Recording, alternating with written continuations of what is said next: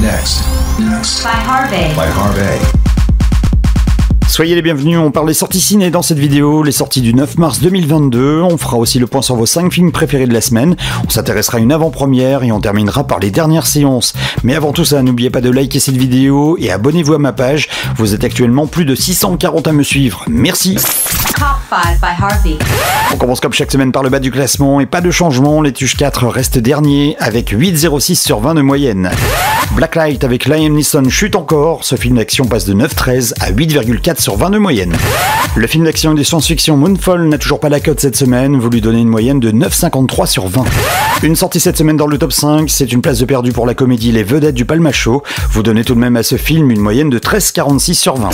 Top 5 by Harvey.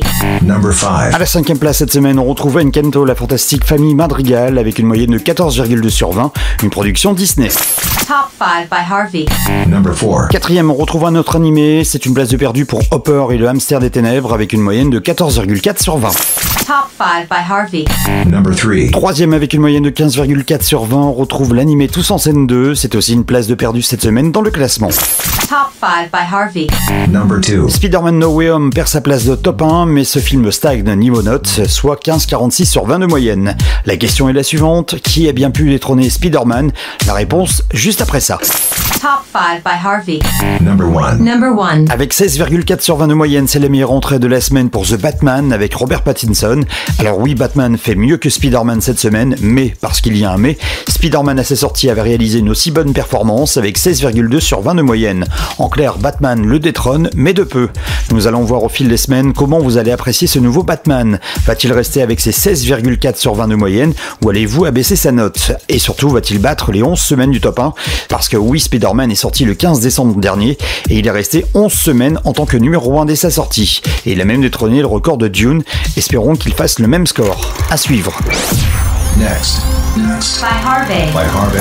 Prochainement dans votre cinéma. Une avant-première cette semaine, il s'agit de l'anime Jujutsu Kaisen Movie Zero. La sortie officielle de cet anime est prévue pour le 16 mars 2022, mais vous pourrez la voir cette semaine en avant-première dans votre cinéma le plus proche. Il s'agit de l'adaptation du tome 0 du manga Jujutsu Kaisen. Yuta Okotsu est hanté par l'esprit de Rika, son amie d'enfance morte dans un accident de la route. Cette dernière n'est plus la petite fille qu'il a connue et se manifeste sous la forme d'une entité monstrueuse qui le protège contre sa volonté. Après un énième accident causé par ce fléau, Yuta est récupéré par Satoru, professeur à l'école d'exorcisme de Tokyo, qui le convainc de rejoindre l'établissement pour maîtriser son énergie occulte. Pourra-t-il en apprendre suffisamment à temps pour affronter la malédiction qui le hante? La réponse très bientôt au cinéma. Un animé pour tout public. Le 9 mars dans votre cinéma. Du côté des sorties de la semaine, je vous en ai parlé la semaine dernière en avant-première. Vous pourrez voir en sortie officielle le film Goliath avec Pierre Ninet, Gilles Lelouch et Emmanuel Berco. France, professeur de sport le jour, ouvrière la nuit, milite activement contre l'usage des pesticides. Patrick, obscur et solitaire avocat parisien et spécialiste en droit environnemental. Mathias, lobbyiste brillant et homme pressé, défend les intérêts d'un géant de l'agrochimie. Suite à l'acte radical d'une anonyme, ces trois destins qui n'auraient jamais dû se croiser vont se bousculer, s'entrechoquer et s'embraser. À noter que ce film est pour tout public, mais il est tout de même déconseillé pour le jeune public. Dans un autre registre, vous pourrez voir dès ce mercredi la comédie Permis de construire avec Didier Bourdon et Anne Consigny.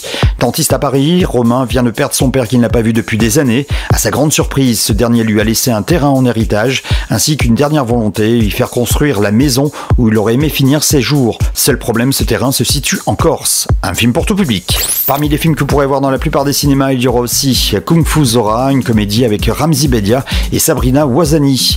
Persuadé qu'une rupture briserait le cœur de sa petite fille, Zora n'arrive pas à quitter son mari, Omar, malgré les violences qu'elle subit. C'est alors qu'elle rencontre un maître de Kung Fu qui va lui apprendre à se défendre et à rendre désormais coup pour coup.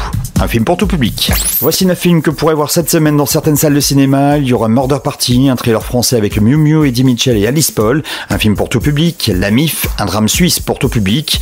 Les Meilleurs, un drame français pour tout public. L'Homme de Dieu, un biopic qui nous vient du Royaume-Uni et pour tout public. Ma Nuit, un drame français pour tout public.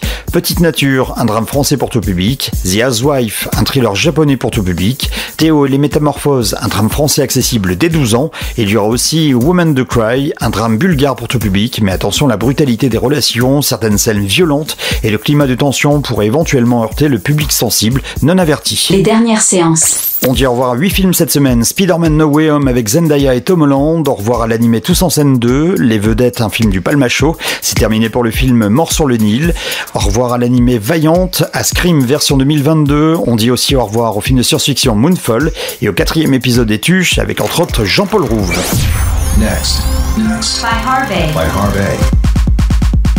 Voilà, vous savez tout, bon film, bonne séance. Nous on se retrouve la semaine prochaine pour les sorties du mercredi 16 mars 2022. En attendant, n'oubliez pas de liker cette vidéo et abonnez-vous dès maintenant à ma page YouTube. Je compte sur vous, merci et à très vite pour une nouvelle vidéo.